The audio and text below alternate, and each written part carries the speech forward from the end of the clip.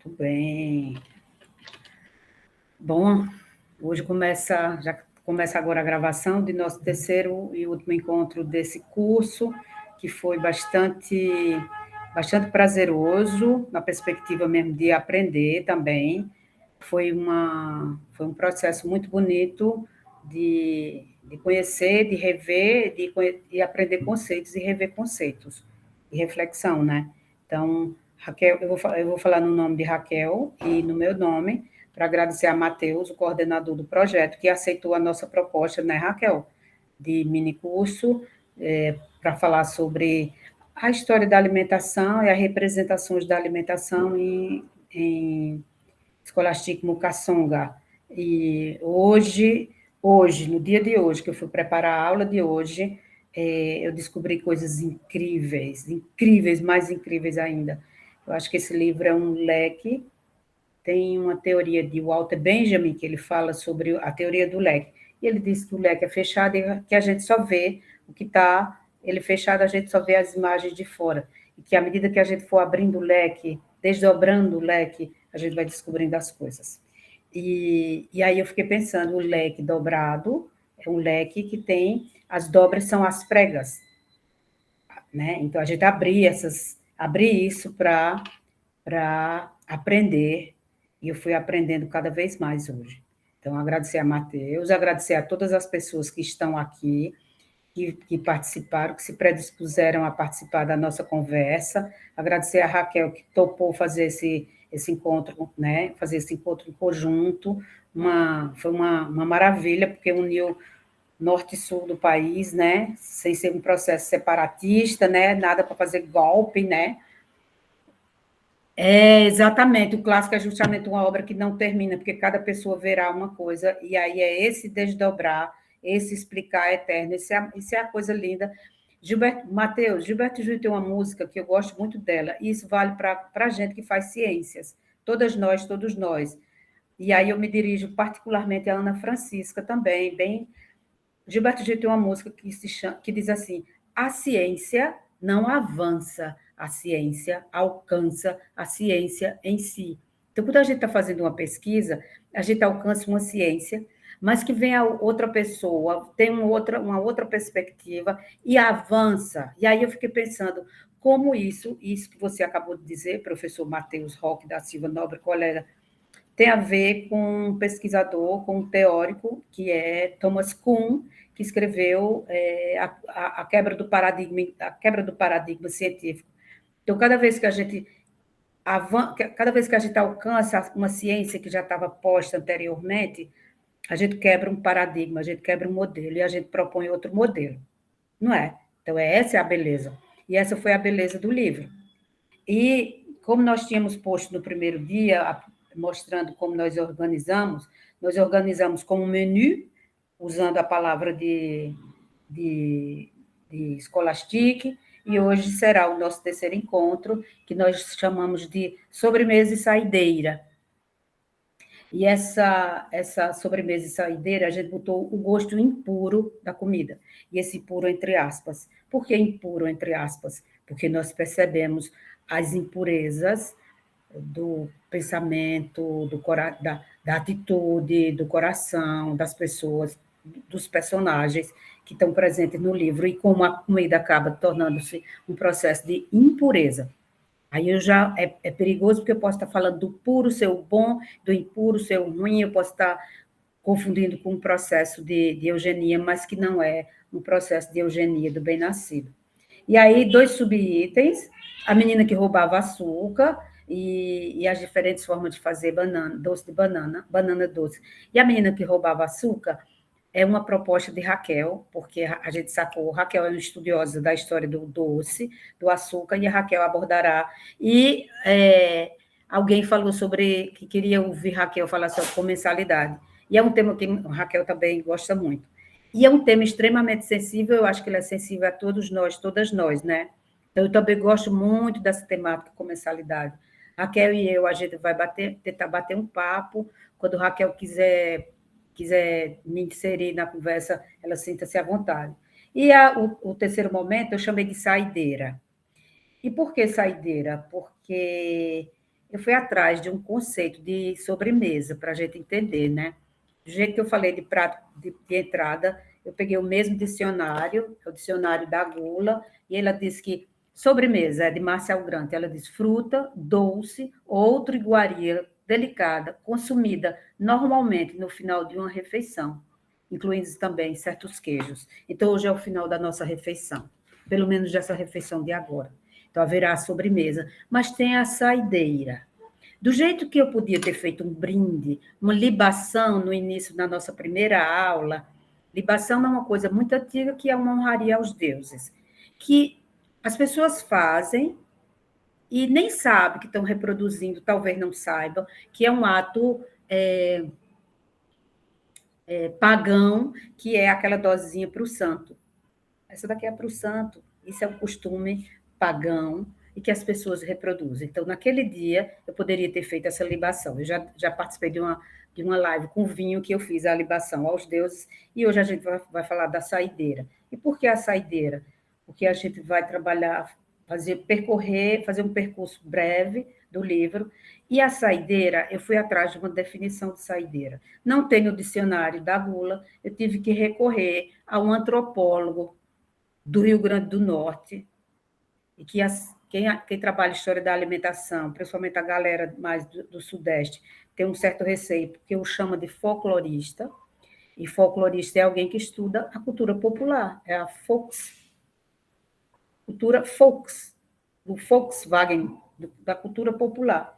E Luiz da Câmara Cascudo, né, disse a seguinte coisa: saideira é o derradeiro gole, o último copo, o brinde terminal da despedida jubilosa.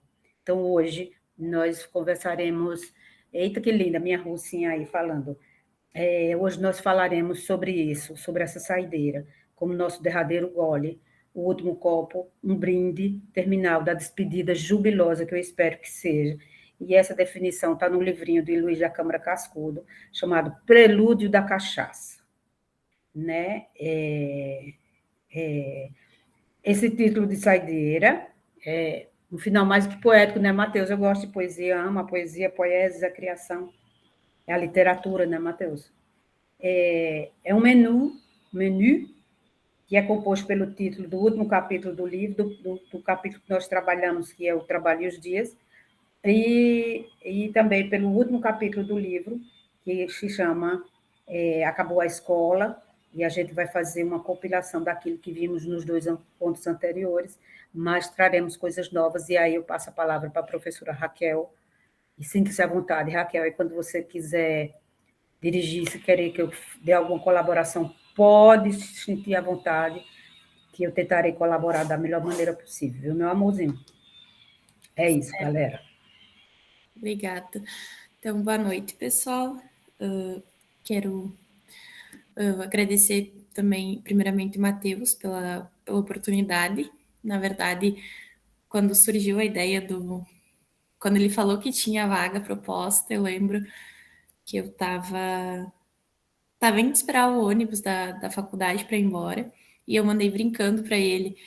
O assunto que a gente podia abordar era gastronomia, porque até então eu achei que eu fosse a única pessoa que participasse do grupo que fosse dessa área. E aí ele me falou da Rosélia no mesmo instante, e aí tudo aconteceu assim muito, muito rápido, então nem esperava. Falei na brincadeira e cá estamos, né? Eu pensei, na discussão, uma das partes que mais me atraem é a questão do açúcar. Eu tenho algumas questões com o açúcar. Ele é um tema que me incomoda muito pelo fato de eu correlacionar ele bastante com a nutrição.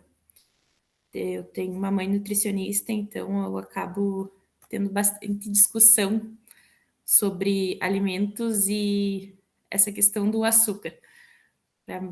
A problemática que é o açúcar. Eu acho que eu tenho para mim o açúcar como algo problemático, mas isso é uma coisa a ser discutida e debatida o porquê. Eu queria começar pela questão da comensalidade. O Rafael não chegou ainda, mas eu sei que ele vai querer falar depois do Toy Story, porque ele já me encheu de áudio no WhatsApp antes, falando sobre. Então eu queria saber de quem está aqui. Eu não, para mim, comensalidade, eu acho que é algo que está muito mais inserido a quem estuda gastronomia. Então eu não sei se ou vocês têm alguma noção do que é comensalidade, do que significa essa palavra. Se vocês quiserem mandar no chat o que vocês acham, imaginam, pensam que seja esta palavra, sinta-se à vontade. Estarei lendo os comentários. O Matheus falou que não conhece.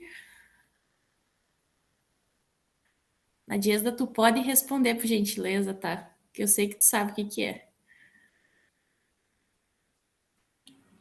Quem sabe?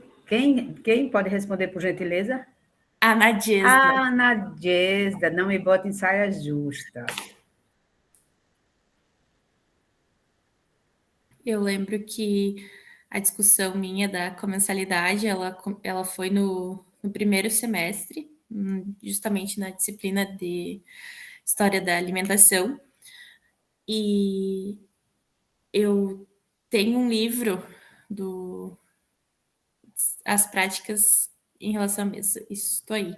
Eu tenho um livro que é do Máximo Montanari, que é Histórias da Mesa. Esse aqui, clássico. E no prólogo, eu achei muito interessante a fala que ele traz sobre comensalidade. Então, eu vou ler um trecho um pouquinho extenso. Eu vou ler ele e aí eu vou trazer o trecho que eu achei importante e relevante na história da Nossa Senhora do Nilo. Qual é a página? Só para eu acompanhar aqui. 11. A página 11 do livro. Tá. Então, basicamente o livro ele conta histórias, ele narra histórias inspiradas, então ele é um pouco uma literatura o livro. E no prólogo ele fala assim, que a comida alimenta e a bebida mata a sede, mas comidas e bebidas são muitas outras coisas também. São formas de expressar pertenças, identidades, relações. São instrumentos de socialidade e de comunicação.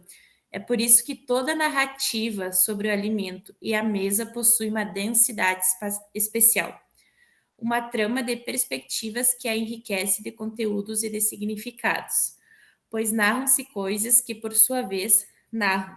As narrativas sobre a mesa têm tanto a dizer, porque é a própria mesa que narra. Ela narra a fome e as maneiras como o homem procurou transformá-la em ocasião de prazer.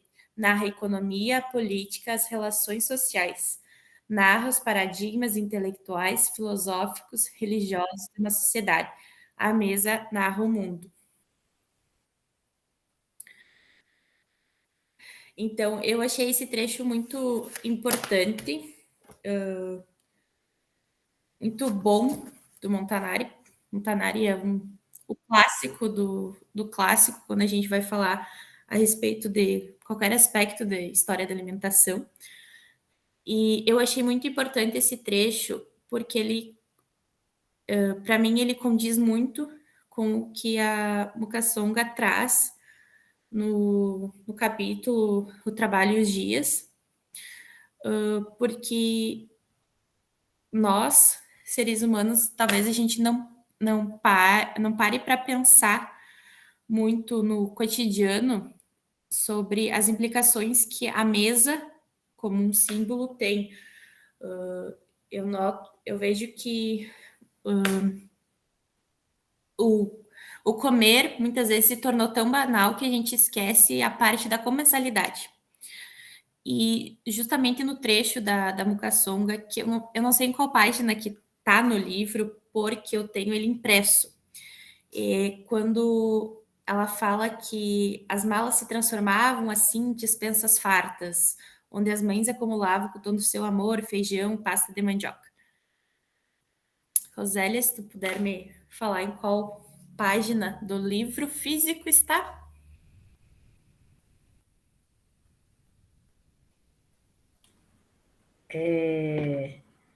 No livro, quem tem o livro, está na página 52, é esse trecho que Raquel leu, no primeiro parágrafo da página 52, do segundo capítulo, né?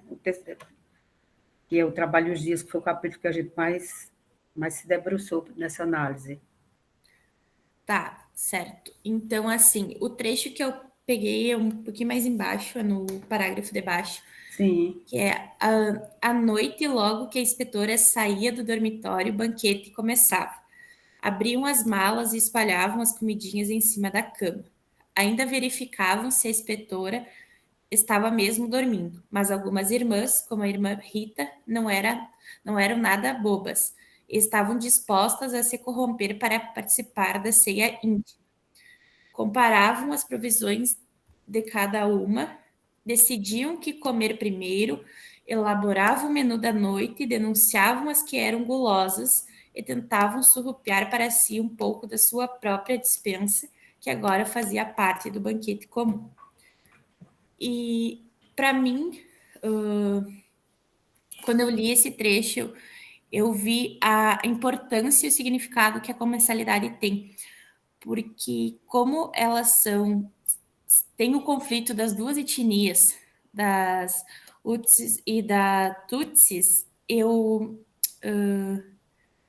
percebi que a comensalidade ali, através da alimentação, elas conseguiram entrar numa zona de paz, por assim dizer, para compartilhar dos alimentos. É como se naquele momento ali não houvesse a diferença de etnias. O principal era muito mais elas, ruandesas, contra a colonização belga.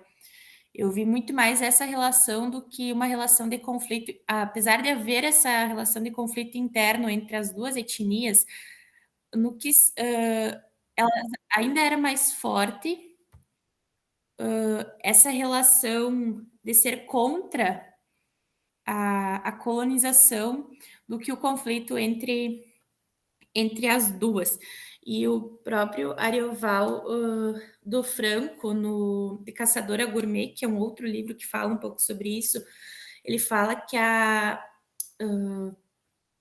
comensalidade sempre foi vista como uma forma de promover a solidariedade e reforçar laços entre membros de um grupo. Então, que eles teriam vínculo de amizades e obrigações mútuas, e a fraternidade e a afinidade são inerentes à comensalidade. Os seres humanos atribuem grande função social a refeições e à comensalidade. E a comensalidade é símbolo de paz e de confiança. Então, num contexto geral, elas têm uma obrigação mútua, que é o estudo. Elas estão na mesma escola, elas estão colocadas na mesma situação, de certa forma. Então, ali, elas vão... Eu percebo que é um momento muito íntimo de uma forma delas expressarem a cultura e a identidade delas através da comida. Porque eu acho que a comida, ela une as pessoas, ela une, movimenta o mundo, porque se tem uma coisa que a gente não pode viver sem a comida. A gente precisa nos alimentar todos os dias, salvo quem faz dieta intermitente, mas aí é por escolha própria, né? Estou falando de forma biológica, essa questão da alimentação. E, de certa forma, eu acho que o alimento, ele une muitas pessoas. E eu notei que, nesse relato da Scholastic, isso está muito evidente, que apesar de haver a diferença entre as duas etnias, essa diferença, ela não é, nesse momento que ela apresenta, ela não é tão relevante e forte ao ponto delas negarem uma comensalidade entre si para dividir aquele alimento que faz parte da cultura de ambas. né? Porque, de certa forma, elas até comentam num trecho seguinte de reclamar sobre a polenta, a comida insonsa do refeitório. Isso fica claro que é como eu disse na aula passada, uma colonização forçada, obviamente, mas de forma silenciosa, e que ela se opõe a isso. Porque eu acredito que se opõem bastante, principalmente pelo fato de serem adolescentes, né? Que adolescente é rebelde. Mas porque tu tirando a comida como a comida é uma identidade, tu consegue te reconhecer através da comida, tu tirando totalmente a tua comida, que tu tem como símbolo da tua cultura e como algo que te identifica através dela, tu perde a tua identidade. Então, de certa forma, no refeitório, toda a comida que tem lá, ela é totalmente europeizada, ela é totalmente inspirada nos europeus, né? Então, elas perdem essa identidade delas. E a partir do momento em que elas se juntam, se unem de maneira que não é nem combinado, eu diria assim, acontece de forma intencional, elas conseguem recuperar essa parte e não perder essa identidade que elas têm em ser reconhecidas pelo alimento, né? Então, eu acho que esse é um fator muito importante quando a gente fala de comensalidade, é entender que esse hábito à mesa de compartilhar, eu acho que foi o que nos tornou os seres humanos, nos tornou uma sociedade, eu diria assim, porque através da partilha do alimento e esse ato de tudo que envolve estar à mesa, a partilha, a conversa, isso nos possibilitou viver numa sociedade, se por assim dizer. Então, eu acho que o alimento ele tem um papel muito importante mesmo para nós, principalmente nesses aspectos, porque quando se trata de alimento, as diferenças elas ficam de lado, principalmente, vamos dar exemplo de uma guerra. Eu acredito que quando há fome de ambos os lados e ambos os lados decidem vamos comer, se esquece todo o contexto de guerra, né? O principal é se alimentar e a mensalidade traz isso, de ser algo que traz uma paz, uma harmonia, enfim. Então, eu acho que a gente, de certa forma, deveria pensar mais frequentemente sobre a importância da comensalidade. Eu acho que nos dias de hoje, com questão do avanço da tecnologia, as pessoas estarem muito ansiosas, as coisas acontecerem muito rápido, não ter tempo para nada, a gente esquece do papel da partilha, de sentar à mesa, de fazer uma refeição em conjunto. Pode falar, Roseli.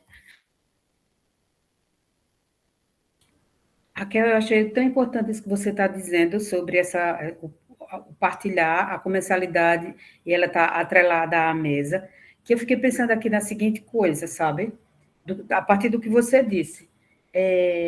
Nós que somos da história da alimentação, nós sabemos da crítica que existe sobre o que se chama, o que se configurou chamar McDonaldização do comer. Essa coisa do fast food, mas o que é fast food, né? É só o que se prepara rápido, que se come lá fora do restaurante, na rede de lanchonete? Eu fiquei pensando na seguinte coisa, da importância da comensalidade, quando você colocou como exemplo a partilha das meninas. Eu fiquei pensando que um bando de adolescentes. Os adolescentes, quando vão para um shopping, ou quando eles vão para uma lanchonete dessas da vida, dessas que vendem esses fast food, naquele momento, a comercialidade suplanta o fast food, a coisa da comida rápida. Boa noite, Rafael Sartre-Müller. Né? Suplanta, supera aquela coisa feita em produção. Porque é uma partilha tão grande, é um momento de vivência tão grande que a mesa assume um outro aspecto que não seja de partilhar só aquele sanduíche que vem numa caixa, que tem gosto de papelão, que tem cheiro de papelão, que a gente não sabe do que ele é feito. Eu não como carne, né? Mas a batata, vou fazer propaganda agora, a batata da McDonald's é imbatível. Não é isso? Então, assim, como é importante quando você, né? Quando você fala da comensalidade e para nossas vidas, a comensalidade mesmo na nossa casa. E veja, quando você despertou sobre isso, eu fiz uma pergunta. Peraí, disse, Rafa, eu me fiz uma pergunta. O que é mesa? Elas partilham uma cama e elas transformam a cama delas do internato, elas transformam numa mesa. O que é mesa, não é? O que é uma mesa?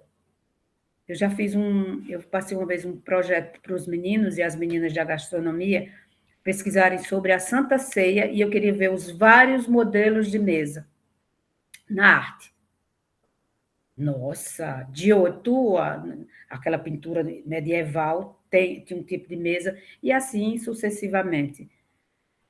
Então, é muito bonito quando eu considero feliz quando você trouxe Montanari, com a história da mesa, e Rafa não, Mateus chamou a atenção para a frase, não é paráfrase, não, é a mesa narra o mundo. Isso é incrível. E o que é mesa, né? Pronto, professora, muito obrigada pela abertura do espaço. Agora a senhora rege o tempo com o Rafael e outras pessoas que levantarem a mão.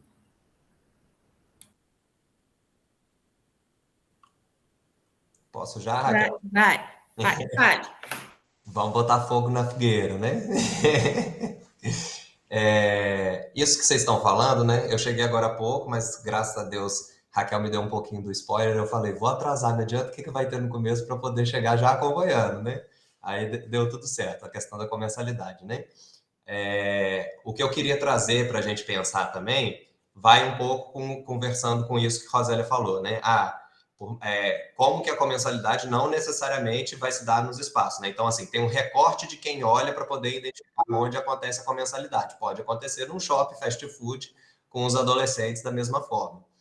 E aí, eu sempre puxando sardinha para os russos, né? Tem um texto do Tolstói que chama O Primeiro Degrau, que ele vai discutir a questão da gula. Ele já faz um recorte de análise logo no começo. Olha, não estou falando dos miseráveis, porque em falando de miserável, você está falando de uma situação de fome, então aí o simbólico em torno da comida já muda completamente, né?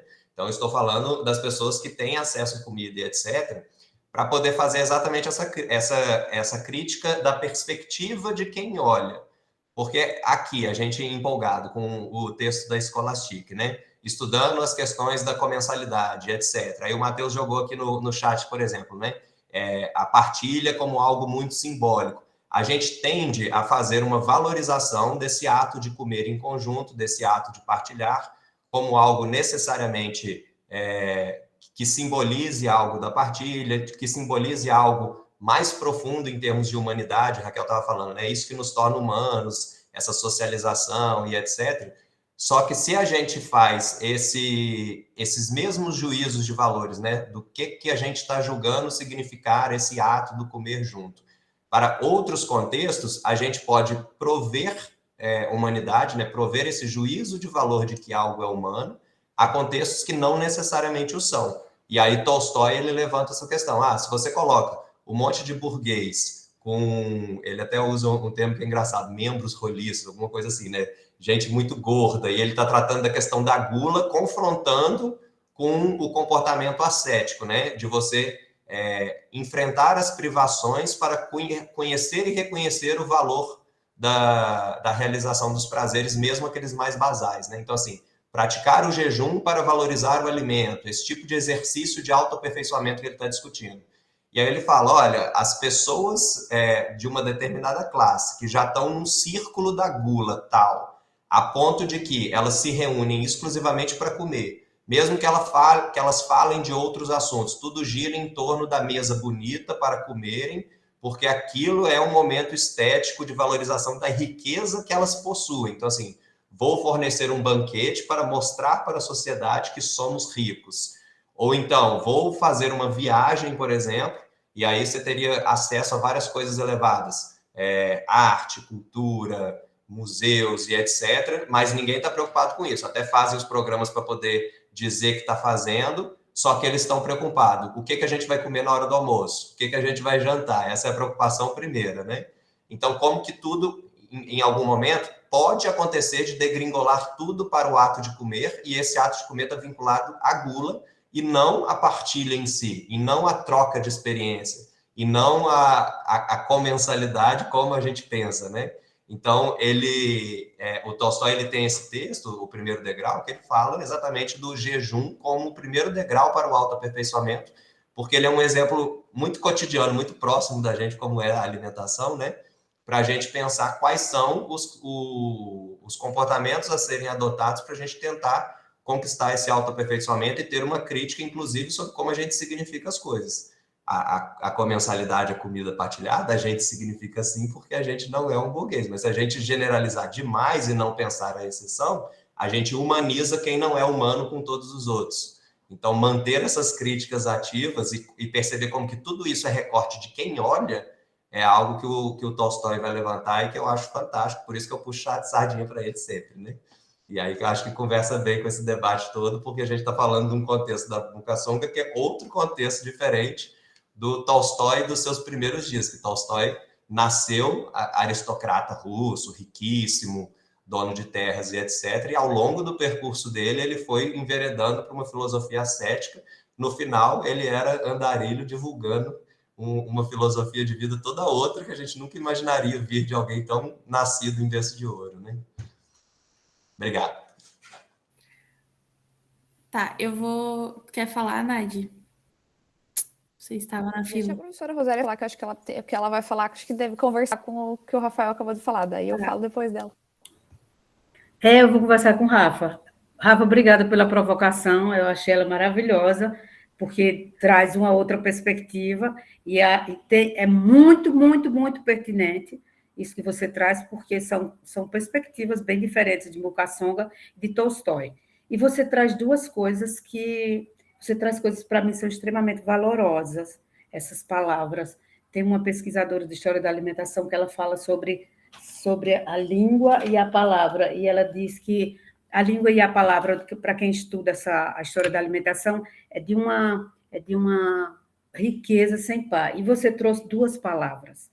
E aí, essas duas palavras que eu estudo de uma mulher do século IV.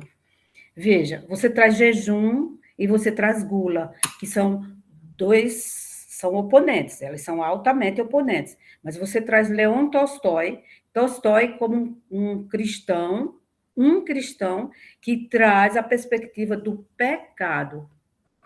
E traz a perspectiva do pecado através da gula, mas ele traz a perspectiva da salvação através do jejum. Você chama atenção, é interessante que você chama atenção sobre a burguesia, mas fazer jejum, a pessoa fazer jejum, um pobre não faz jejum, uma pessoa pobre não faz jejum, porque o jejum ela tem toda uma outra perspectiva, que é você abrir mão daquilo que você gosta. E aí, quando você traz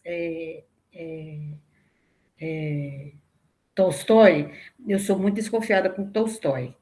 Eu já fui um apaixonadíssimo por ele. E hoje eu olho para Tolstói, principalmente a partir da análise que eu comecei a fazer das mulheres, das personagens femininas. Ele é muito machista e ele culpabiliza. Ele tem uma tendência a culpabilizar, colocar a vítima como culpada. Mas é preciso que nós pensemos sobre isso. Você faz um alerta que é altamente válido, é que a gente tenha uma coisa que é necessário que todos nós façamos, nós que somos pesquisadores e pesquisadoras. Você alerta para uma coisa que se chama afastamento epistemológico, que é se afastar do seu objeto de pesquisa, analisá-lo sem paixões. E aí agora você alerta a gente, e eu aceito e eu acato a sua sugestão da gente analisar sem paixões, para que nós pensemos que a comensalidade aqui é uma comensalidade extremamente frágil, que eu vou falar a posteriori sobre isso, eu não vou retomar o tema comensalidade, mas quando o Raquel começou a falar, e você trouxe essa provocação, tem tudo a ver com o que, como eu anotei a segunda parte do curso. E aí é esse afastamento epistemológico que você alertou para a gente, que você nos alerta, para todo mundo que estiver fazendo pesquisa e que tiver um objeto de estudo, uma fonte, um tema e um objeto de estudo, se afastar e olhar por outras perspectivas. Rafa, muito sagazmente, trouxe a literatura de novo, e a literatura de um russo velho, desse russo velho, que criou, inclusive, um estilo de vida, né? Então, veja, enquanto a gente tem essa coisa do ascetismo, e você traz isso aqui, eu fiquei pensando em um outro filósofo, e aí Rafa, Ana Francisca, Rafa trouxe para a gente a perspectiva filosófica da história da alimentação. Rafa, é pouquíssimo estudada a alimentação nessa perspectiva filosófica. Você traz essa provocação, e eu fiquei pensando aqui numa outra pessoa que pensa em jejum e pensa em gula. Mas ele diz assim: a gula pode ser saudável, que é Epicuro, domine o seu prazer. Você não deve abafar os seus desejos, mas você precisa dominá-los. Você pode comer, você pode saciar os seus desejos, mas não deixe que o desejo lhe domine. Quem é guloso? O que é gula? Será que é pecado? Será que a pessoa come desbragadamente porque quer? Ou é aquela coisa do, da pompa, do processo de ter muito dinheiro e que eu acho que dialoga com Raquel na perspectiva do açúcar, que é o poder financeiro. E a ostentação, né? Então, você traz um velho russo, mas eu fico pensando na ostentação dos dias de hoje, nos restaurantes chique da vida, nos Michelins e nos... que ali também é uma outra perspectiva. Mas você traz a história da alimentação e a sua perspectiva filosófica. Trazer essas duas palavrinhas, jejum e gula. Jejum e gula, que são palavras bem opostas, e se você observar, existe uma certa hipocrisia também na igreja, porque a mesma igreja que determina o jejum, ela provoca, ela comete o pecado da gula.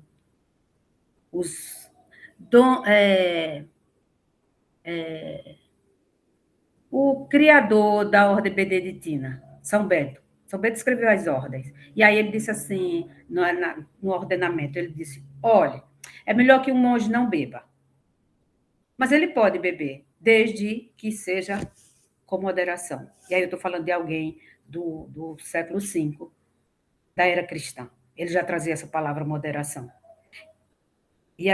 Mas havia nos mosteiros o poder desbragado. Rafa, veja, meu bem, só para eu encerrar agora, eu vou falar sobre chocolate. Eu gosto muito de estudar chocolate, essa coisa do cacau e do chocolate. O chocolate é a bebida, não o cacau. Quando o Papa lançou e escreveu uma bula papal no século XV, no século XVI, sobre tomar chocolate na igreja, ele disse: olha, o chocolate é líquido, então pode beber à vontade, desde que as madames que vão para a igreja levando chocolate não atrapalhem as solenidades religiosas. Por quê? Porque o padre que levantou esse debate era um padre que era viciado em chocolate. E aí ele queria uma justificativa para beber chocolate de maneira que ele pudesse, que não tivesse comedimento. E aí legislou-se. Então, o que é gula, o que é pecado, o que é asceta, o que é jejum, o que esse movimento filosófico de moral, né? E Leon Tolstói criou uma escola de vida, mas Tolstói não foi um exemplo de vida, né? Saca? Quando a gente lê... É uma provocação para tu, viu? Quando a gente lê A Morte de Ivan Ilitch, é tenso, velho. Mas eu vou ler agora o primeiro degrau. É isso. Mas obrigada pela provocação. Essas duas palavras, jejum e gula, é muito, muito, muito, muito bom você trazer isso. E você nos alertou, Raquel e a mim, pelo menos a mim, sobre o afastamento epistemológico e o olhar sem o apaixonado, que é para nós não deixarmos de ver essas outras circunstâncias e essas outras perspectivas do olhar. Olhar como se fosse um caleidoscópio. O que eu vi, o que Rafa viu, olhando pelo mesmo caleidoscópio, né? Vamos virar assim e ver as figuras. Saca? Né, Rafa? E isso faz com que a ciência alcance a ciência em si. É isso, meu bem. Rachel. O Rafa tinha levantado a mão antes. Então eu acho que ele quer fazer a tréplica. Isso aí. Não, é só porque são os detalhes filosóficos, né? É que eu não tinha entrado na filosofia ainda, e o Tolstói é muito moderno nessa questão do ascetismo, né? Ele não lança nada de novo, na verdade. Então, assim, quando você tem lá no período helenístico, né? Estoicismo, epicurismo... Isso. A escola filosófica, você citou o Epicuro, né? Mas o Epicuro Isso. mesmo nem é o suprassumo assim, do ascetismo, que o ascetismo já é uma prática que ocorre dentro das escolas mais estruturadas, digamos assim, né? Conforme elas foram estruturadas depois. O cinismo, que é provavelmente o mais adepto do ascetismo, né? Que é essa questão das privações, das satisfações. E aí é uma coisa interessante, porque todas essas escolas antigas gregas, elas são inclusive antes do cristianismo, né? O Bem cristianismo, antes. ele só vem ser estruturado enquanto religião lá mais ou menos no século II, ou seja, Isso. depois da Revolução Cristã, nem existia Isso. concepção de religião ainda, mas aí, depois de ter ocorrido, vieram as pessoas pensar sobre isso, falar, vamos dar um nome de religião para esse sistema de ideias aqui, vamos considerar que aquilo que aconteceu deve ser uma religião e etc. E aí é interessante porque as ideias do cristianismo, elas vão beber muito mais em Platão e Aristóteles, por exemplo, e algumas vertentes degringoladas do estoicismo, que vai conversar lá com Paulo de Tarso, etc., que são exatamente as vertentes que não consideravam o ascetismo como uma forma de elevação espiritual. Então, assim, os estoicos, eles falavam, você até pode ter um prazer, uma sensação de elevação espiritual praticando o ascetismo, mas isso não é duradouro, que já seria diferente da perspectiva cínica que lança o ascetismo. Então, assim, tem uma crítica a próprio jejum já nos fundamentos do cristianismo, que vai muito provavelmente depois na história causar esse estranhamento que você fala dos beneditinos, né? Fala-se do jejum, mas não se pratica. Mas é porque a filosofia de base do cristianismo, as vertentes filosóficas, elas já eram contrárias ao jejum de origem, né? E aí essa é uma questão interessante. E o Tolstói, o cristianismo do Tolstói, que é o que a gente chama de anarquismo cristão, né? É exatamente uma crítica a isso. O Tolstói ele tem uma pegada muito linguageira de estar muito próximo do povo. Então, a partir do momento que você tem um contexto histórico que já é da Igreja Ortodoxa Russa, que já é muito forte o vocabulário cristão, o Tolstói ele vai usar os termos cristãos, então muito vinculado à ideia de pecado, de culpabilização e etc., mas não porque ele siga essa linha, porque ele é um crítico ferrenho da igreja, ele é um crítico ferrenho do cristianismo imposto na época dele, porque ele é anarquista antes de ser cristão, só que ele usa o vocabulário porque ele quer ser entendido pelo povo. Então ele fala, eu vou usar esses termos, apesar de eu não acreditar exatamente nessas questões associadas ao pecado, associado à culpabilização, até porque os ideais de autonomia dele não cabem à ideia de dívida, não cabem à ideia de culpa a ponto de eu ter que me valer daquilo que eu fiz no passado para me justificar hoje, né? O Tolstói está sempre pensando em autoaperfeiçoamento. E aí começa a conversar, mas aí vai fugir muito do tema da alimentação e filosofia da alimentação, eu não vou enveredar muito por isso, não. Exatamente essa crítica que normalmente as pessoas fazem ao Tolstói. Tolstói não foi exemplo de vida. Se você pega a vida inteira dele, de fato, o início da vida dele, nascido em berço de ouro, a vida totalmente devaneada, só que aí ele mudou completamente o estilo de vida dele a partir das incursões que ele teve contato com outras filosofias. Uma pessoa que dá conta de fazer essa mudança toda é um exemplo de vida ou não? E aí vem de novo a questão do recorte. Eu vou recortar a questão dos comportamentos dele num determinado contexto, numa determinada época, para julgá-lo não ser exemplo, ou vou recortar outro aspecto, por exemplo, o aspecto da mudança dele de perspectiva.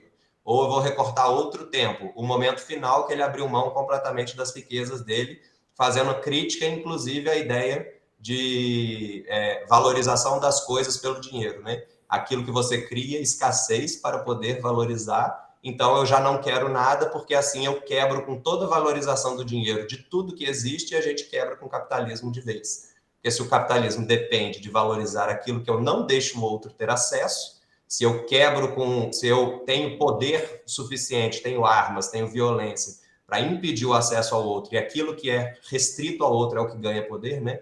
A ideia do interdito, o que não pode é o que a gente quer. Isso foi uma criação cultural também. Quando Tolstói faz esse movimento de eu já não quero mais nada, o ascetismo é uma forma de luta contra o capitalismo, ele está jogando no chão o próprio método de valorização das coisas. Nada mais tem valor.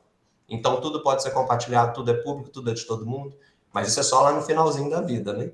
Que, inclusive, entra no Ivan Illich, né? O Ivan Illich é quase uma reprodução disso. Um traste, todas as relações foram sempre uma bosta. Lá no final, quando ele percebe que não adiantou de nada, ele entra em desespero, provavelmente um dos livros mais desesperadores que a gente nunca dorme bem depois de terminar de ler. Por conta disso tudo, né? A questão da progressão do tempo ela é um recorte essencial e poucos filósofos discutem a questão do tempo como uma dimensão, né? Enfim, aí a gente já entra... E aí é para outro encontro, e a gente pensar nessa perspectiva, né? Mas só para falar dessa base, né, do jejum e da gula associada às escolas antigas, muito antes, inclusive, do cristianismo, e como que já não, nesse recorte não caberia discutir a questão do pecado por conta disso, né? Porque a filosofia vem antes, inclusive, do cristianismo que inventou o pecado. Sim, ela inventou o pecado, isso aí é só para terminar. Ela inventa o pecado porque é bem poderosa essa palavra, né? Então, o que a filosofia tinha uma perspectiva e uma percepção, a Igreja Católica achou que era pouco e transformou nesse medo tenebroso através do pecado, que é muito mais pesado você falar em pecado do que você falar de antiético, é isso, é aquilo outro. É pecado, pecado. Né? É injusto, é não sei o que, pecado é mais pesado. Mas isso é para outra conversa que a gente pode ter um dia e falar sobre filosofia da alimentação e pensar nessa perspectiva e trazer essas palavras, né, que são caras à história da alimentação, o jejum e a gula, e como processo de salvação, dá uma ideia, jejum e gula como processo de perdição e salvação da alma, e a gente podia depois pensar numa perspectiva dessa para conversar sobre. Vice? A gente dá a fala a Raquel, né? A fala não, permitir que ela e Nádia conversem. Mas eu gostei da sua provocação, anotei um bocado de coisa aqui, a gente vai se reunir depois e conversar sobre isso, fazer um encontrinho sobre isso. Vice? Rafa? Pecado e gula, vice?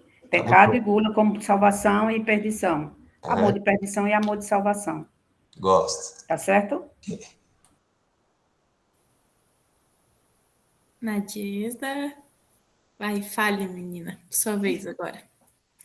Já que estávamos falando de perspectiva, daí lá no começo, quando a professora Rosélia começou a falar, passei a pensar, né, já que realizações de alguma forma, né, eu não sei quanto eu posso dar de spoiler disso, o quanto já é velho o suficiente o livro, mas a Karen Blixen e a Festa de Babette, né? O quanto ela traz dessa realização, e aí pensando em você mesma, né, Raquel, do ponto de vista da pessoa que cozinha. O quanto a Babette se realiza em fazer aquilo e reconhece um pertencimento a algum lugar, porque o que ela quer é fazer um banquete tradicional francês. E aí tem um pouco dessa coisa de se fosse, ela fazia os banquetes para as pessoas que ostentavam a comida, quando ela cozinhava na França. Mas ali, naquele contexto que ela está, é uma realização dela mesma. É provar que ela consegue e é prover aquilo para aquelas pessoas que sequer valorizam aquilo de alguma forma. Porque aí, quando a gente... Dá para ler a Festa de Babette e cada vez que você lê, você acha alguma coisa nova naquilo, né? Mas, assim, cada um entende aquilo de uma maneira, cada um recebe aquilo de uma maneira, eles ficam abismados com a tartaruga tem um valor simbólico muito grande naquele contexto, o bicho em si mesmo, né? Tanto pelo tamanho quanto por ser uma tartaruga, e cada um recebe aquilo de uma maneira, mas o que ela queria era a realização dela enquanto cozinheira. E ela provém aquele banquete de um dinheiro que é dela, que ela poderia fazer qualquer outra coisa. Isso acaba dialogando com o que Rafa falou agora, do ascetismo, porque eles são ascetas. Uhum. Os convivas de Karen Blixen são ascetas, eles são ascetas, né? Então, eles vão... outra perspectiva, eles têm aquele banquete, mas é numa outra perspectiva. Não é a perspectiva do rico, do burguês que Rafa trouxe, essa outra perspectiva. Então, dava um diálogo bem bacana entre Karen Blix, com a Festa de Babette, e Leon Tolstói. Eu acho que dá samba, Nádia. Rafa, já é nós. Vamos se reunir depois para a gente falar sobre isso. Não é? Gostei dessa sacação de Nádia. Vou até anotar aqui para não perder. Karen Blix. Maravilhoso esse conto, mulher. Gosto muito. Eu participei de um laboratório de leitura, já que estamos falando aqui, só para esclarecer. Eu participei de um laboratório de leitura, que era o conto, e foi, assim, incrível, porque todo mundo tinha um monte de perspectivas sobre aquilo, e a gente entendendo, e o contexto de produção, e o contexto do livro, da história mesmo, né? As irmãs, o pai pastor, tem toda uma questão com religiosidade também. Né? Isso. É muito bom, eu gosto muito, eu sou apaixonada. É o ascetismo. Ali eu penso em... Vamos voltar para escolástico, mas ali eu penso em Machado de Assis. Não tem como não pensar em Machado de Assis. Não tem como, velho. Rafa, é tu? Quer dizer, não sei se Nádia terminou, eu acho que Nádia queria fazer alguma pergunta, Rafa.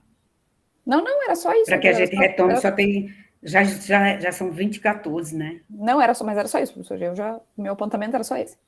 Para que a gente retome as diretrizes. Né, Rachel? Isso aí, eu não sei se o Rafa tem mais alguma coisa para falar. Tá. Então, eu vou... Rafa vai ter um simpósio sobre isso. Rafa, Nádia. Ele fala depois. Eu vou tentar trazer um pouco dessa questão da comensalidade junto com o açúcar. Eu acredito que, como a gente tem ainda a saideira para falar, não vai dar tempo de abordar a banana, mas tentar colocar meio que tudo junto. Na minha dissertação, eu estou pesquisando o açúcar na França, século XVIII. E desde que eu entrei no mestrado, muitos paradigmas que eu tinha foram quebrados e estou num constante questionamento sobre a vida e sobre a história e sobre tudo, e isso tá me enlouquecendo. E dito isso, quando eu li o capítulo e lá no início do capítulo que elas estão tomando café da manhã, tem uma cena que me chamou muita atenção na reação que o açúcar provocou na personagem, da Virgínia, né? Que ela falou que o açúcar tinha um gosto amargo horrível, mas que para ela, né, o açúcar que ela consumia, que nas montanhas era muito raro ter o açúcar, mas que era um objeto de tão que daí talvez entra um pouco no que o Rafael comentou. Ele é um objeto de muito valioso, e ela acaba roubando, de certa forma, guardando para levar para as irmãs, porque ela imagina como seria a reação delas né, em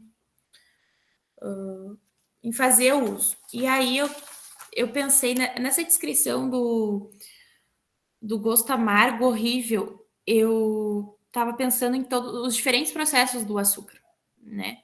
Então, hoje o que a gente vê em 2023 no supermercado, o açúcar é muito diferente do que se tinha há 200, 300 anos atrás. E isso foi uma coisa difícil para eu processar e eu compreender isso, porque até então eu entendia o açúcar do mercado hoje igualzinho, só que em uma escala muito menor, com uma produção bem menor. E não é assim que aconteceu. Então, eu acredito que o açúcar ali que ela está se referindo vai muito mais a um açúcar mascavo para um melaço de cana, que tem essa característica mais amarga, por assim dizer, do que o açúcar branco. E é nítido que esse trecho aqui demonstra muito de como o açúcar ele é visto a partir majoritariamente a partir do século XV, ali, do século XVI, como um objeto de poder, de ostentação, de luxo, que foi o que a Rosélia e o Rafael falaram, comentaram antes. O açúcar, ele cumpre muito bem esse papel. Eu acho que não existe outro alimento no mundo em que, a partir da Idade Moderna, represente tanto essa questão do luxo. Tanto que o Henrique Carneiro fala que a maior descoberta, a maior coisa que mais gerou impacto na Idade Moderna e que reflete até os dias atuais é a descoberta do açúcar, o cultivo do açúcar e a exportação do açúcar. Porque isso modificou muito a alimentação. Quem teve acesso a esse açúcar modificou-se muito a alimentação. E eu vejo esse reflexo porque, assim, diferentemente do sal, que ele também era algo difícil de se ter, o sal ele não vicia. Já o açúcar foi comprovado que quanto mais açúcar se consome, mais açúcar você quer consumir.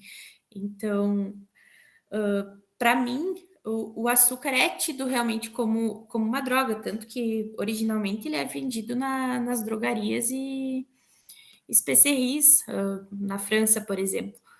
Mas compreender que esse uso do açúcar, o açúcar em si, ele foi um objeto que para nós hoje ele é tão comum, tão simplório e tão barato, foi algo de tanta disputa de poder e representação de poder, uma coisa que é tão simples, mas que modificou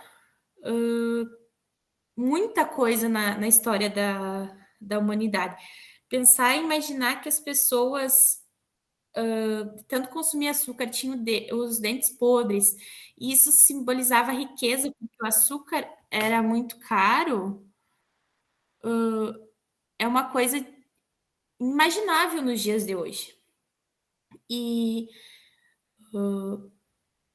essa questão do açúcar, assim, que é o que me gera muito, muito incômodo, essa discussão sobre açúcar, é justamente isso.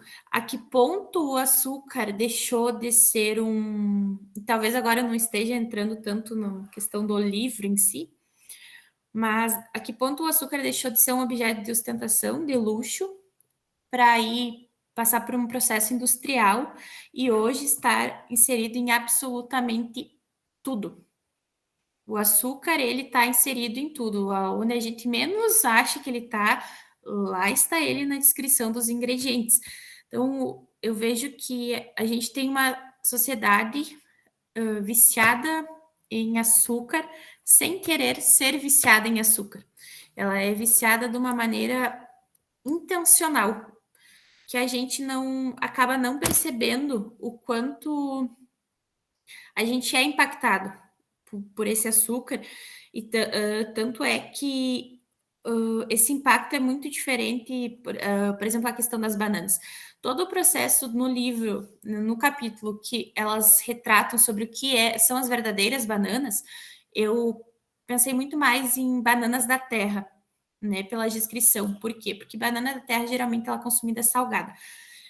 E elas relatam 4 ou 5 processos, modos de fazer banana diferente, e nenhum deles leva açúcar. Tanto que elas ficam revoltadas e dizem que tudo que os brancos comem vem em latas, até pedaços de manga e abacaxi vem nadando em xarope, ou seja, açúcar. E as únicas bananas de verdade que nos servem são bananas açucaradas para terminar a refeição, mas não é assim que a gente come banana. Então, isso me fez pensar que esse vício do europeu por açúcar, esse fascínio que eles desenvolveram por açúcar, afetou, de certa forma, muitas colônias. Porque a partir do momento que eles tiveram o chá, café e o chocolate e viram que aquilo lá era muito amargo, mas que colocar açúcar ficava bom, eles modificaram toda uma cultura e uma forma de se usar aquele alimento que originalmente não era assim. Então, por exemplo, eu vejo nesse exemplo das bananas, com certeza não existe, eu pelo menos não vi, banana da terra na Europa. Por quê? Porque banana da terra ela se consome salgada, ela não é. E a banana da terra em si ela não é doce, ela é a banana menos adocicada que tem. Então, ela está muito mais presente em pratos salgados do que em pratos doces. E aí, quais bananas que a gente vai encontrar na Europa? Bananas que são mais adocicadas. A banana prata, a banana maçã, enfim. Por quê? Porque o paladar do europeu ele foi se adocicando ao longo dos anos, ao longo da história, e por a Europa, de certa forma, ser referência, ela adocicou o resto do mundo, de certa forma, e eu não digo isso como se fosse algo bom. E vejo no Brasil, por exemplo, a forma como produzimos muito açúcar, a gente tinha um acesso mais barato, de certa forma, né? A gente vê muito reflexo, que eu já debati com a Nadiesda, em relação ao leite condensado, por exemplo. Hoje, falar de confeitaria brasileira e não falar sobre leite condensado chega a ser engraçado, porque um está diretamente associado ao outro. E isso é uma coisa que eu, vindo da gastronomia, tento lutar contra, porque eu acho que o leite condensado, ele é uma coisa... como é que eu vou dizer isso? Ele rouba muita coisa. Ele rouba a essência dos preparos, salvo o brigadeiro, né? Que faz parte da nossa confeitaria. Mas a gente faz uma confeitaria muito doce, muito açucarada, porque até então, até o século XVI ali, só se tinha acesso a açúcar e frutas, não se existia, desculpa, mel e frutas, não se existia o açúcar, não se tinha o conhecimento do que se podia fazer com o açúcar. Então, as pessoas não tinham hábito. Só foi se constituir uma confeitaria a partir do século XVI, mas principalmente no século XVII e XVIII, e ela é uma confeitaria totalmente burguesa, quer dizer, da nobreza, ela não é uma confeitaria acessível. Eu diria que a única classe da confeitaria, a única linha única brigada da gastronomia, da cozinha como um todo, que se criou a partir da realeza, foi a confeitaria. Porque as outras áreas a gente traz muito para o dia de hoje pratos típicos da pobreza, das pessoas mais pobres, né? Então, um exemplo disso é o nosso arroz e feijão. Agora, tudo que tange o aspecto da confeitaria, ela veio diretamente, principalmente o início na França, ela veio diretamente da realeza, da nobreza, porque não se tinha acesso. Então, eu vejo que a confeitaria, ela é um aspecto, uma área um pouco abordada no sentido do surgimento dela.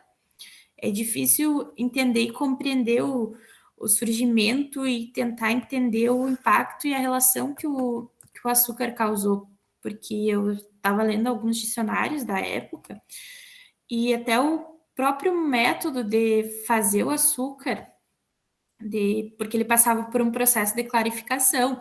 Ele era feito com clara de ovo, fervido o açúcar com água, depois colocado clara de ovo. Então, assim, eram processos demoradíssimos. Com certeza, havia uma pessoa específica somente para fazer isso, a clarificação do açúcar. Então, é óbvio que isso jamais iria atingir a classe mais pobre.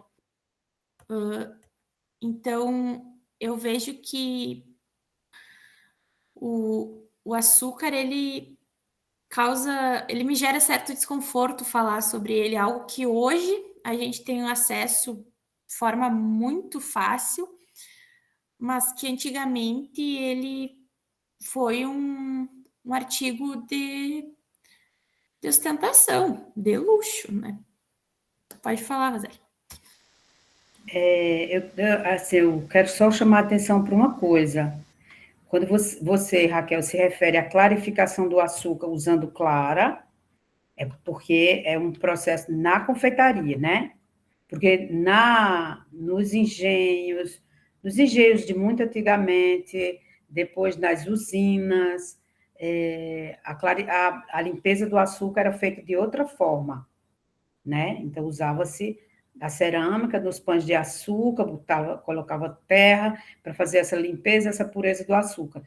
A clarificação é um processo da confeitaria. Então, quando Raquel fala sobre clarificar na confeitaria, pensemos que ele ainda passava por um outro processo após sair do engenho ou da usina, ou dos primeiros engenhos, das primeiras engenhocas, que a produção era feita de outra forma, né? Então, nós pensamos que o sofrimento tem um livro que se chama O Doce Amargo, e esse Doce Amargo é quase um livro paradidático.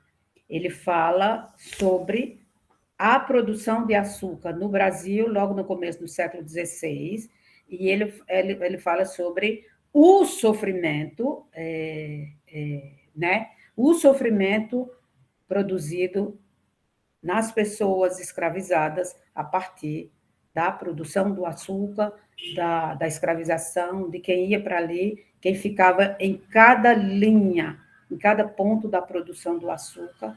Eu sou estudiosa da história das doenças, e eles colocavam nas fornalhas as pessoas escravizadas que fossem portadores de sífilis, por exemplo. Eles acreditavam que o intenso calor da fornalha curava a sífilis. Ou colocavam nas fornalhas aqueles que eram considerados rebeldes, porque tentavam fugir várias vezes, né? Então, você tem a clarificação na doçaria e a clarificação no processo de fabricação do açúcar, que são processos bem diferentes, né?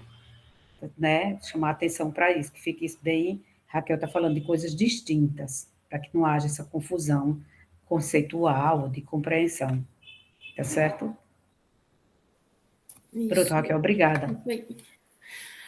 Eu não sei se alguém gostaria de falar alguma coisa em relação ao açúcar, porque a gente só tem 30 minutos e a gente tem que falar ainda da saideira, mas não sei se alguém gostaria de comentar alguma coisa ou tirar alguma dúvida. Eu acho que o açúcar, ele daria para fazer um mini curso somente falando sobre o açúcar. E eu acredito que, trazendo para Mukasonga, no que eu pesquisei em relação a Ruanda, quando a Bélgica colonizou Ruanda, ela tentou implementar, conseguiu, mas o açúcar ele era mandado para a Bélgica, então não se tinha acesso para mão de obra ali, não se tinha. Então, o açúcar ele foi difícil de conseguir. Eu acredito que elas realmente só tinham acesso a esse tipo de açúcar porque estavam numa escola, um internato que era de colonização belga, porque até ela fala que elas consumiam ibichex, com certeza essa não é a pronúncia, essa cana de açúcar que mastigamos repetidas vezes, o miolo branco e fibroso e enchemos a boca com o seu suco doce. Então, eles até consumiam a cana de açúcar, mas a cana em si, nada, não o processamento desse açúcar.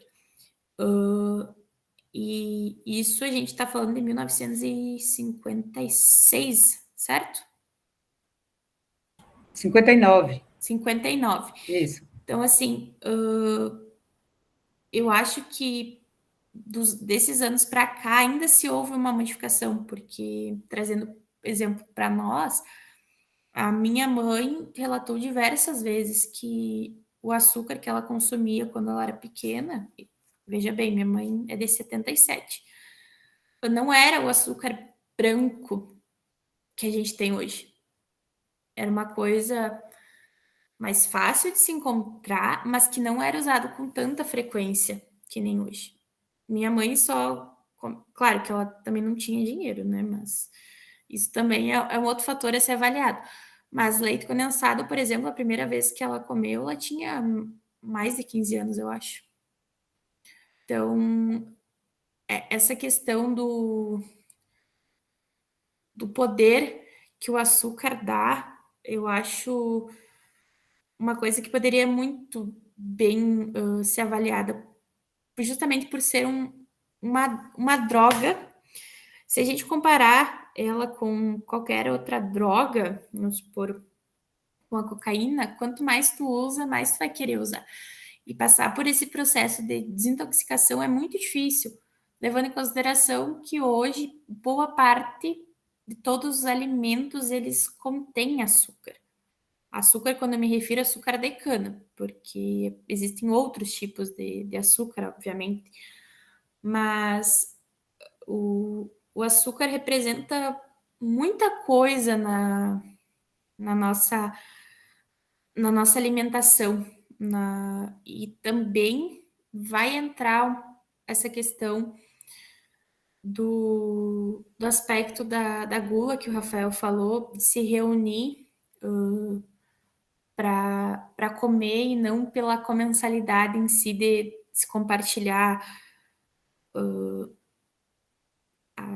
a mesa, né?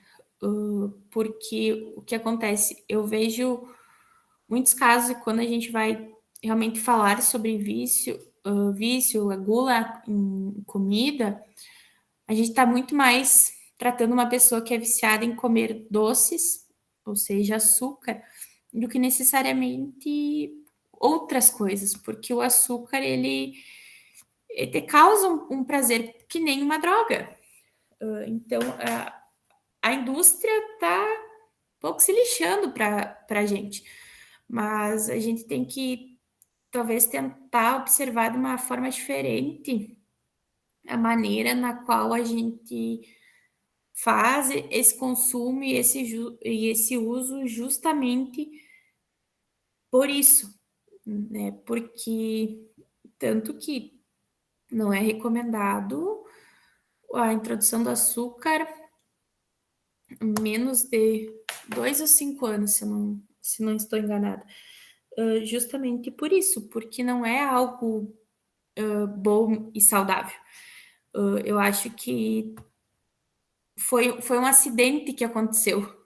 Nem, de certa forma, poderia falar sobre o tabaco. Foi um acidente que viciou, e aí o pessoal não sabia o que era um vício, não sabia que aquilo era prejudicial, danoso. Eu quero alimentar o meu vício, porque o ser humano tem uma necessidade constante em alimentar os seus vícios e desejos, e não saber, de certa forma, administrá-los. E a partir disso, começou uma alta produção, o que acabou gerando um vício numa uma sociedade inteira, né? Então, eu acho que é bem pertinente esse pensamento sobre o que um vício do açúcar, há 5 séculos atrás, reflete de maneira cotidiana na nossa vida nos dias atuais. Boa provocação essa, Raquel. E quando nós pensamos em colocar o subtítulo de a menina que roubava açúcar, é porque Raquel aponta para essa dificuldade de acesso ao açúcar. Raquel disse muitíssimo bem que antes o acesso a essa droga é uma palavra que quer dizer seco, tá? Seco. E como era difícil, e cada vez mais entre as camadas menos favorecidas, para onde ia, o que se produzia, quem consumia, em que mesa chegava.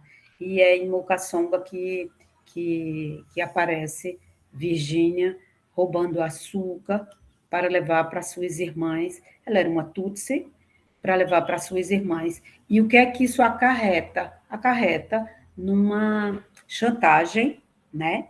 Então, assim, eu não deduro você se você fizer minhas redações em francês. Então, você pode continuar roubando essas pequenas migalhas. E aí fala que ela pegava as migalhas de açúcar, colocava no bolso do paletó, do uniforme, alguma coisa do uniforme, para levar para casa nas férias, para dar às irmãs dela. Então, nós pensemos a dificuldade que era, né? Se antes era uma substância, uma droga, a perspectiva de seco, usada para a medicina como cura, ela só se vulgarizar na perspectiva de tornar-se popular, menos elitista, a partir do momento que as Américas foram invadidas e as Antilhas foram invadidas, as Américas foram invadidas, e onde passou a se plantar e a cultivar açúcar, e para isso precisava-se de uma mão de obra, que era a mão de obra que estava onde? No continente africano. Então, traga-se a muito custo, a custo de vidas, a custo de todas as perspectivas. Então, quando Raquel trouxe essa proposta do açúcar, eu fiquei pensando nessa alimentação e nesse livro de Mukassonga, já a gente indo para uma saideira, porque já são 20h40, nessa perspectiva civilizatória. Raquel falou que, muitíssimo bem falado, que elas tinham acesso ao açúcar granulado, mesmo que fosse, talvez, um açúcar tipo demerara, ou um açúcar mascavo, que é um açúcar. O demerara é um açúcar escurecido, não é um açúcar mais tratado. Ele passa por um processo, menos processo de clareamento. Talvez elas tivessem acesso a isso porque estudavam num colégio interno, e um colégio organizado por freiras europeias, padres europeus, notadamente os belgas, havia alguns franceses, né? Então, esse acesso só tornar-se fácil porque elas estavam nesse internato. E aí eu comecei a pensar nesse processo, e eu olhando a alimentação, como um processo civilizador. Esse processo civilizador, que está no livro de Mukasonga, que está no livro que está em Nossa Senhora do Nilo, é um processo, como bem disse, então, veja, já é uma outra perspectiva de análise, que eu só vou apontar os indícios, não vou trazer grandes coisas, eu estou apontando indícios para que alguém que tem interesse em qualquer uma outra área, do jeito que Rafael Miller fez, para que a gente pense nessa área, o processo civilizador, que é um livro de um sociólogo francês não, alemão, que se chama Norbert Elias, e ele fala disso, de como a comida pode ser algo que seja pensada pertinentemente como um processo civilizador. E em Mukasonga, em Scholastic, isso aparece em várias passagens. Ele aparece no capítulo, no início do capítulo, ele aparece o tempo inteiro e ele aparece como um processo de distinção social. Nas páginas 13, nas páginas 14, ele aparece como um processo de distinção social. E essa distinção social é algo que a gente pode observar e é algo que a gente que é detectável nessa literatura. Essa distinção social desse processo civilizatório através da comida. Quando ele diz assim, vão para o piquenique e a freira foi organizar a cesta do piquenique, e é interessante porque ela diz assim, foi ao estoque escolher as latas de conserva para o piquenique. Carne enlatada, sardinhas ao óleo, geleia, queijo Kraft. O trabalho tomou boa parte da noite e ela contou o número exato de engradados de Fanta laranja para as alunas e algumas garrafas de cerveja Primus para o capelão, o irmão Auxílio e o padre Ângelo, missionários que trabalhavam na missão, no internato. Para as irmãs ruandesas, professores e inspetores, a irmã intendente separou um garrafão de vinho de abacaxi, especialidade da irmã Quisito, que guarda as 7 chaves, o segredo da receita. Então, veja, uma comida e identidade. O processo civilizatório e a distinção pelo gosto. Quem era europeu comia comida enlatada e bebia cerveja Primus. Quem era ruandês bebia um vinho de abacaxi, que a gente aqui tem uma outra, também produz vinho de abacaxi, mas é uma outra perspectiva de fazer, que é uma bebida bem do povo que foi levado para a Bahia. E esse processo civilizador e da comensalidade, eu comecei a pensar na seguinte coisa, eu comecei a pensar do tepache, não, Raquel, é uma outra bebida, é um outro tipo de bebida que tem um outro nome, tem uma outra nomenclatura, e é uma bebida de origem africana, né? Veja, e aí eu fiquei pensando desse processo civilizador e da comensalidade. O livro nos fala, e ele vai da comensalidade à barbárie, e aí é quando o oprimido se torna opressor. Os Hutus, que foram oprimidos durante, como ela mesmo diz, como o padre Hermenegildo mesmo diz, durante 900 anos, eles passaram a ser opressores do Tutsi, e aí eu chamei de breves crônicas de uma barbárie anunciada. E ela começa no capítulo 1º, e uma coisa que me chamou a atenção desse processo foi como Scholastic conversa no 1º capítulo e ela dá o grande finale no capítulo que se chama Acabaram as Aulas. Essa desumanização do humano também foi perceptível. Esse livro ele é tão intenso, ele é tão grande, que eu também pensei nesse processo da desumanização do humano. E quando eu pensei na desumanização do humano, eu pensei na metamorfose. E aí eu fui atrás de quem escreveu sobre metamorfose. Então, eu peguei Ovídio, lá na Antiguidade, falando do processo da criação do mundo e de como foram sendo transformados, mas eu pensei também em Franz Kafka, com o livro A Metamorfose. Como as pessoas, o que foi que aconteceu com essa barbaridade de vir das comensalidades, do processo civilizador, passar pela comensalidade que Raquel falou, e que Rafael Sarto Miller chamou muitíssimo bem a atenção para que nós prestássemos atenção sobre essa coisa da comensalidade, quem era, para que a gente visse as circunstâncias que aquilo estava acontecendo. E naquela comensalidade surgem as primeiras notas de uma barbárie, que eu chamei de uma barbárie anunciada. E, por exemplo, nas páginas 17 e 18, quando ela diz assim, e então, Verônica, que é a gloriosa, que é a toda-poderosa, e então, Verônica, você está procurando o caminho de volta para casa, lá de onde veio sua família? Gloriosa o tu e Verônica era Tutsi. Não se preocupe que eu vou pedir a Nossa Senhora do Nilo para fazer com que os crocodilos te levem até lá, nas costas, ou melhor, dentro da barriga. Então, a gente observa essa anunciação já dessa barbárie. Verônica vai ouvir para sempre aquela gargalhada de Gloriosa ecoando por todo o canto, principalmente nos seus pesadelos.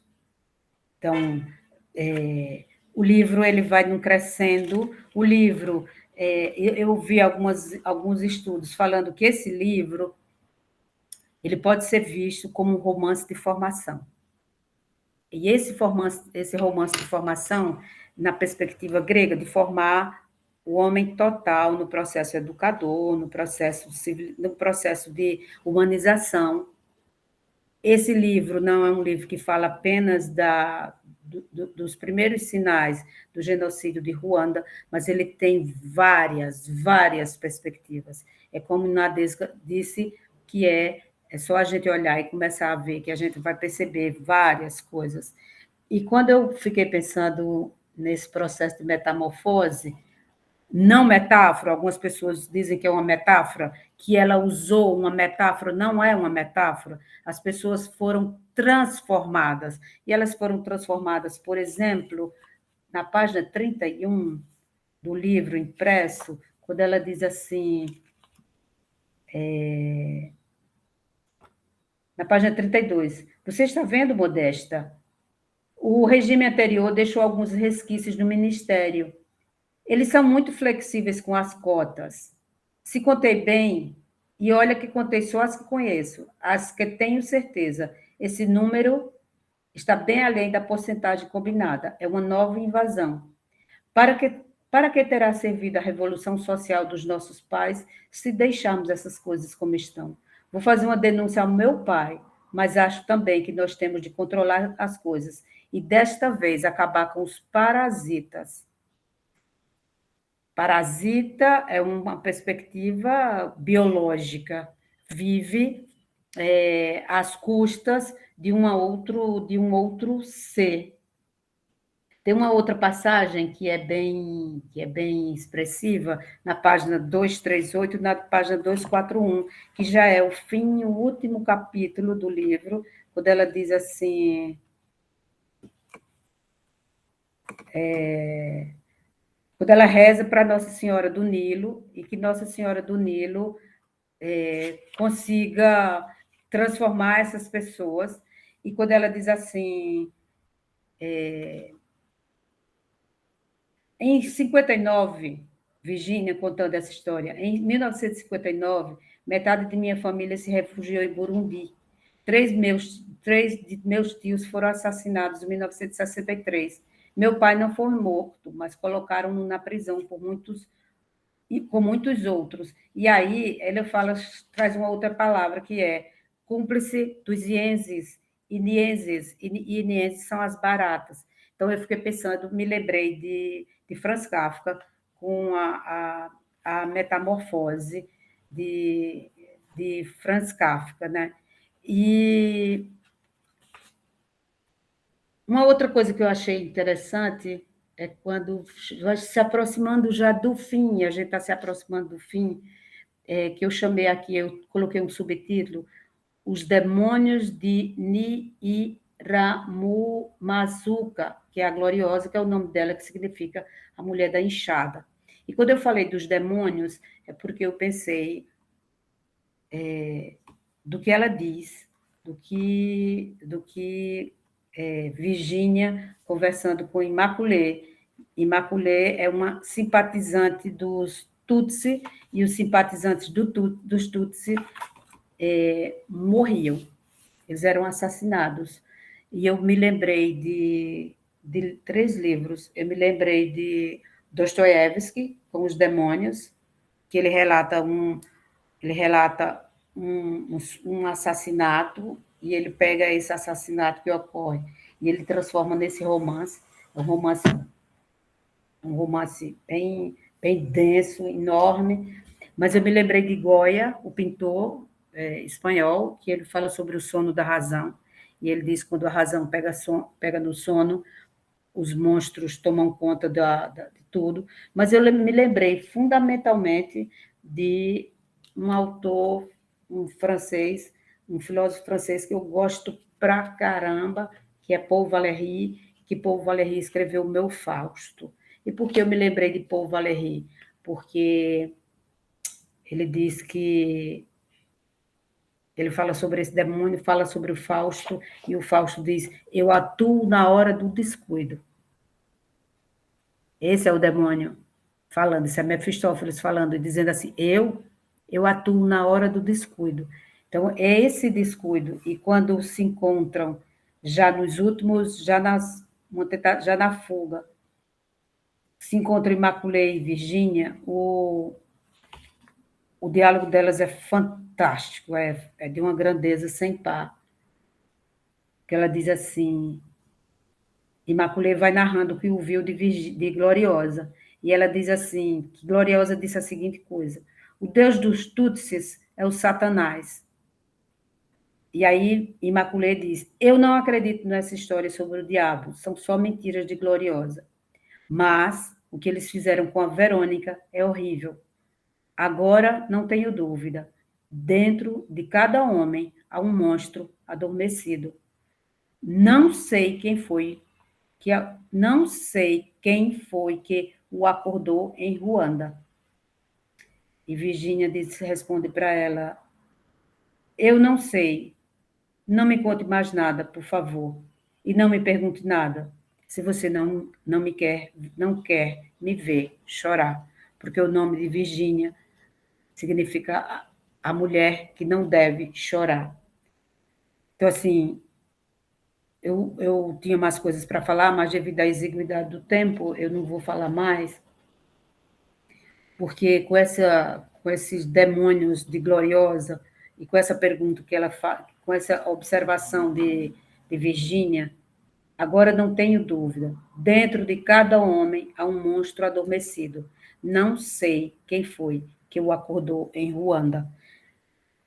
Scholastic escreveu isso no livro Nossa Senhora, o Liceu, Nossa Senhora do Nilo, e nós vimos ontem a tragédia e a chacina que aconteceu numa escola lá em Santa Catarina. Que monstro terá sido que despertou? Quem terá sido que despertou aquele monstro ou aquele demônio naquele garoto que invadiu a escola e matou aqueles 2 adolescentes? Quem terá sido esse demônio? E aí eu faço uma pergunta: onde está o nosso demônio? Onde está o nosso Fausto? O que é que nós fazemos com eles? Onde é que nos escondemos? Essa é a pergunta que o curso, além da provocação de Rafa, essa é a pergunta que eu deixo. Onde está o nosso Mefisto? Onde está o nosso Fausto? O que fazemos com eles? Onde nós os escondemos? E eu deixo aqui minha solidariedade com todas as famílias que perderam entes, filhos, filhas, sobrinhos, sobrinhas, netos, netas, nesses ataques horríveis que acontecem nas escolas brasileiras, tudo isso devido a uma campanha armamentista desencadeada há 4 anos, e a gente sabe por quem, né?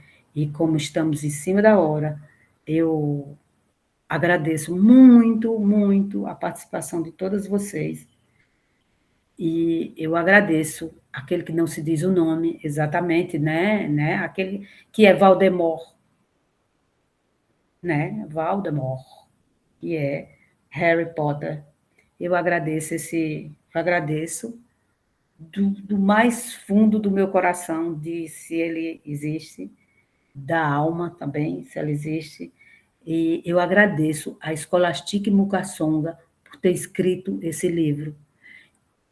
Eu agradeço a você profundamente ter me dado a oportunidade, Mukasonga, de ter lido esse romance, para que eu tivesse conhecimento de um monstro que foi despertado em algum lugar por algo que é inominável. E eu agradeço a Raquel pela parceria, e eu agradeço a todos vocês, a todas vocês que estão aqui, e eu obrigada, Tata Félix, eu agradeço profundamente suas palavras, e eu acho que a gente pode pensar numa outra perspectiva, numa outra vez, com o Rafael, com o Nader, e nós pensarmos sobre jejum. Anotei aqui, vice Rafa, jejum, gula, pecado, que eu não gosto dessas coisas de pecado. E muita filosofia. Muita filosofia. Ana Francisca, obrigada, meu amor, a gente se encontra, né? E pensar Leon Tolstói e pensar Karen Blixen. Vamos juntar essas duas figuras para ver o que é que vai dar? Eu acho que dá curso, eu acho que dá samba, samba não, dá frevo, que é a dança daqui, né? Acho que dá frevo, se a gente juntar isso. Rafael está colocando Isso que a eu ia lista. falar, mandei mais cedo, mandei Fale, meu bem, isso. ó, lista de presença, assine. Isso, muito bem, obrigada, Ana Francisca. Tem muitas coisas que eu espero que você aproveite. Hoje Raquel trouxe fontes que são deveras interessantes, tem outras, não, fontes não, referencial bibliográfico, né? Fonte é outra coisa, tudo que a gente falou aqui, a única fonte que a gente usou foi Scholastic, mas nós usamos referencial bibliográfico, nós usamos Norbert Elias, nós usamos, que eu esqueci de falar, de A Comida como Cultura, já vou escrever um artigo a partir do Scholastic, nós usamos Paul Valéry, nós usamos Fyodor Dostoiévski, nós usamos A Invenção do Cotidiano, Morar a Cozinhar, o volume 2 de meu amado Michel Dissertot, usamos, que mais? Máximo Montanari, só na aula de hoje, vi? História da Mesa, e eu esqueci de falar desse, o romance muito lindo, que é considerado o primeiro romance de formação, é um romance de Goethe, que se chama Os Anos de Aprendizado de Wilhelm Meister. Eu li esse livro, e ele pode ser... Esse livro de Mukasonga pode ser pensado nessa perspectiva de romance de formação, porque ela traz N coisas, ela traz esse processo como um todo dessa paideia grega, só para provocar Rafael, da paideia grega, e passa pelo cinismo, pelo estoicismo, passa por essas escolas filosóficas da antiguidade, né? O estoicismo, o ascetismo, o cinismo, os cínicos eram maravilhosos, né? Eram maravilhosos, Demócrito. Mas eu gosto de Platão e eu gosto de Totó também, e eu gosto dos mais novos, e eu gosto de pensar nessa juventude que reflete e que questiona essas antiguidades que estão postas como verdades indiscutíveis. E eu, no começo, Rafa, bem no início, a gente falou sobre a quebra de paradigmas. A quebra de paradigmas que eu trouxe Thomas Kuhn como grande pensador, e quando o Rafael traz, pensando filosofia a partir de Leon Tolstói, é uma quebra de paradigma, e que a gente alcança a ciência de uma outra maneira, né? E não conheço, não, vi? Tem, E é? tem de inglês. Ah, que massa, meu. Muito bom. Então, a gente pode pensar nessas perspectivas, essas outras. Vamos fazer o seguinte, Rafa. E eu, Vamos. pessoalmente, acho a linguagem deles um pouco mais acessível, porque o Kun, às vezes, é meio complicado, né? É complicado, né? Ele O é que é acessível complicado. para um também pode não ser acessível para outro, né? Isso, exato. Então, vamos fazer assim, vamos parar a gravação. Eu agradeço profundamente. E a gente para a gravação e pode bater um papinho mais. Quem quiser ficar, a gente bate um papinho a mais, né?